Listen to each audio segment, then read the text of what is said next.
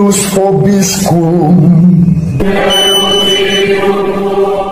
Sahabat peradaban kasih ekologis yang terkasih, selamat berjumpa dalam renungan harian bersama saya Romo Alois Budi Purnomo PR melalui channel ini. Semoga panjenengan selalu sehat, tetap semangat tanpa sambat dan selalu bahagia. Kebahagiaan yang bersumber dari Tuhan Allah kita. Mari kita awali perjumpaan kita dengan bersatu di dalam doa. Dalam nama Bapa dan Putra dan Roh Kudus. Amin. Allah Bapa yang Maha Kuasa, Santo Yosafat yang dipenuhi dengan Roh Kudus-Mu, menyerahkan nyawanya bagi domba-dombanya. Semoga berkat doa dan pengantaraannya, kami juga dikuatkan oleh roh yang sama, agar kami tidak takut menjadi saksi iman bagi saudari-saudara kami, kendatipun ada serangan-serangan yang ditujukan kepada kami dan kepada gereja-Mu, Gereja Kristus yang satu, kudus, Katolik, dan apostolik. Kesaksian Santo Yosafat, uskup dan martir-Mu yang hidup pada tahun 1580 sampai 1623 menjadi contoh bagi kami untuk tetap setia. Berkatilah kami semua demi Kristus Putra-Mu yang hidup dan berkuasa bersama Diko dan Roh Kudus Allah yang Maha Esa, Tritunggal Maha Kudus sepanjang segala masa. Amin. Dalam nama Bapa dan Putra dan Roh Kudus. Amin. Sahabat peradaban kasih ekologis yang terkasih, mari kita baca bacaan pertama dari surat Rasul Paulus kepada Titus, bab 2 ayat 1 sampai 8, dilanjutkan ayat 11 sampai 14. Saudaraku terkasih, beritakanlah apa yang sesuai dengan ajaran yang sehat. Para lanjut usia hendaklah hidup sederhana, terhormat, bijaksana, sehat dalam iman, kasih, dan ketekunan. Demikianlah pula para wanita tua, hendaklah mereka hidup sebagai orang-orang beribadah. Jangan memfitnah, jangan menjadi hamba anggur, tetapi cakap, mengajarkan hal-hal yang baik, dan dengan demikian mendidik wanita-wanita muda mengasihi suami dan anak-anaknya, hidup bijaksana dan suci, rajin mengatur rumah tangganya, baik hati dan taat kepada suami, agar sabda Allah jangan dihujat orang. Demikian pula terhadap orang-orang muda, nasihatilah mereka supaya menguasai diri dalam segala hal, dan jadikanlah dirimu sendiri suatu teladan dalam berbuat baik. Hendaklah engkau jujur dan bersungguh-sungguh dalam pengajaranmu, sehat dan tidak bercela dalam pemberitaanmu, sehingga lawan menjadi malu karena tidak ada hal-hal buruk yang dapat mereka sebarkan tentang kita. Sebab sudah nyatalah kasih karunia Allah yang menyelamatkan semua manusia. Kasih karunia itu mendidik kita agar meninggalkan kefasikan dan keinginan-keinginan duniawi, dan agar kita hidup bijaksana, adil, dan beribadah di dunia sekarang ini, sambil menantikan penggenapan pengharapan kita yang penuh bahagia dan penyataan kemuliaan Allah yang maha besar dan penyelamat kita, Yesus Kristus. Ia telah menyerahkan dirinya bagi kita untuk membebaskan kita dari segala kejahatan dan untuk menguduskan bagi dirinya suatu umat miliknya sendiri yang rajin berbuat baik. Demikianlah sabda Tuhan, syukur kepada Allah. Sahabat peradaban kasih ekologis yang terkasih, kita lanjutkan dengan pembacaan Injil Lukas bab 17 ayat 7 sampai 10. Yesus bersabda kepada murid-muridnya, "Siapa di antaramu yang mempunyai seorang hamba yang membajak atau menggembalakan ternak baginya, akan berkata kepada hamba itu waktu ia pulang dari ladang, 'Mari, segera makan.'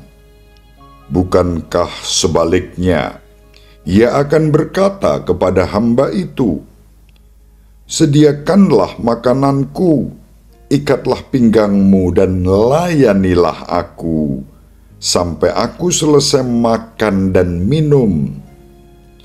Adakah ia berterima kasih kepada hamba itu karena ia telah melakukan apa yang ditugaskan kepadanya? Demikian jugalah kalian. Apabila kalian telah melakukan segala sesuatu yang ditugaskan bagimu, hendaklah kalian berkata, 'Kami ini hamba-hamba tak berguna. Kami hanya melakukan apa yang harus kami lakukan.'" Demikianlah Injil Tuhan. Terpujilah Kristus. Sahabat peradaban kasih ekologis yang terkasih, Injil yang diwartakan kepada kita menjadi salah satu bahan refleksi kita tentang disposisi batin di dalam kehidupan ini saat kita mengemban tugas perutusan, pelayanan, apapun juga panggilan kita dan apapun juga tugas perutusan kita. Melalui kisah yang disampaikan oleh Yesus pada hari ini, Yesus mengajak kita semua untuk mempertimbangkan peran kita sebagai pelayan di dalam gereja. Apakah kita sebagai pelayan sabda dan umat bersikap sebagai tuan yang berkuasa atau sebagai hamba yang setia, yang bahkan ketika tidak ada ucapan terima kasih dari yang kita layani, kita tetap rendah hati dan bersukacita. Itu yang diwartakan di dalam Injil pada hari ini. Sahabat peradaban kasih ekologis yang terkasih, ketika orang bersikap sebagai tuan besar yang harus dilayani, lalu dia memerintah kepada hambanya, tak peduli hambanya baru pulang dari bekerja mengerjakan pekerjaan lain, langsung diperintah, disuruh untuk menyiapkan makan, minum, sampai dia kenyang. Dan tak ada ucapan terima kasih. Yesus secara kontras mengatakan, apakah dia mengajak kalian makan? Tidak. Tapi sebaliknya justru memberikan perintah, siapkan segala sesuatu untuk aku. Dan sesudah selesai semuanya, jangan berharap ada ucapan terima kasih.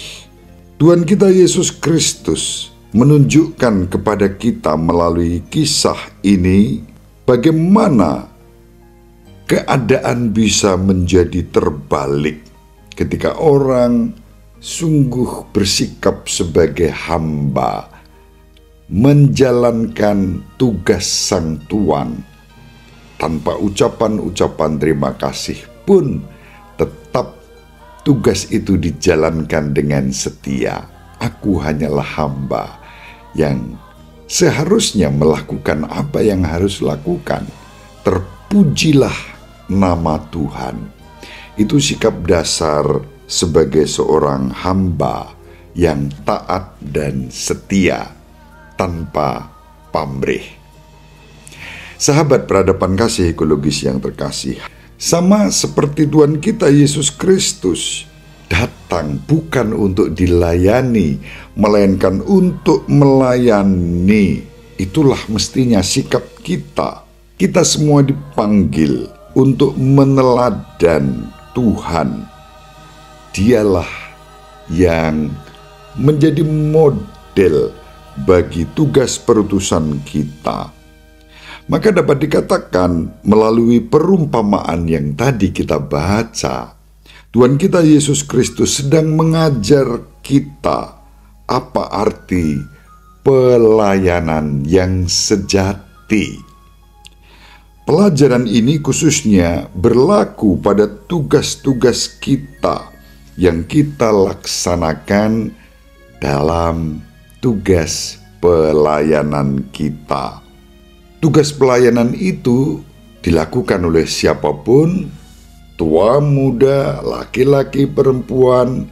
Ditegaskan oleh Santo Paulus kepada Titus, sikap dasar melayani di dalam Tuhan.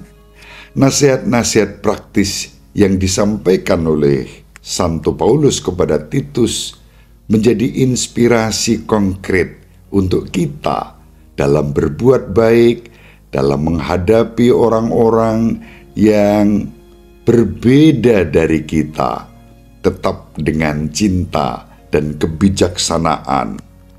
Setidaknya disebut dalam dua rumusan yang berbeda agar kita semua menggunakan ajaran yang sehat, jujur, bersungguh-sungguh dalam pengajaran, sehat dan tidak bercela dalam pemberitaan.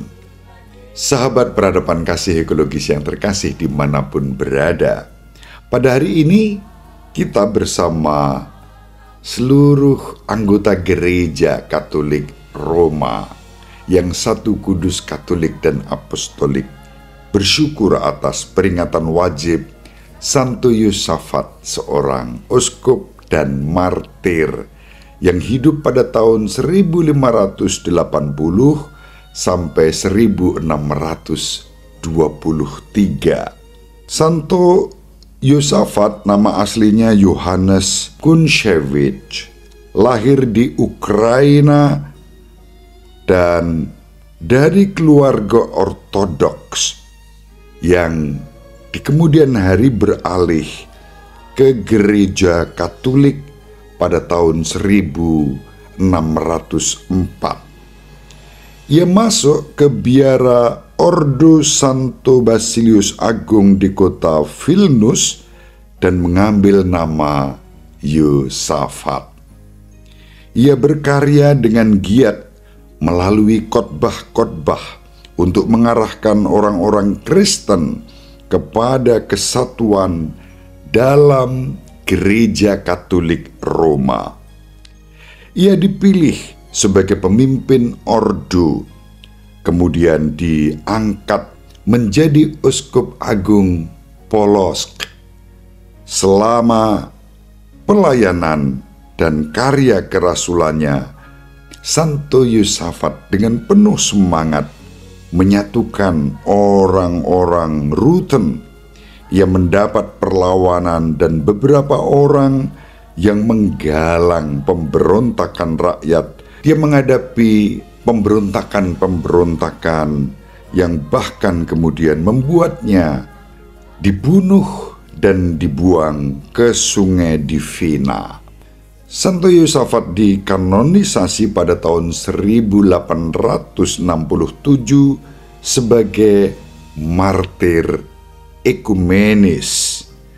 Dengan memperingati uskup dan martir yang kudus ini, kita berdoa dan mengharapkan kesatuan gereja yang dijalin melalui doa dan dialog yang sehat dan harmonis di antara saudari-saudara yang terpisah, sembari menghargai perbedaan ritus dan tradisi yang ada.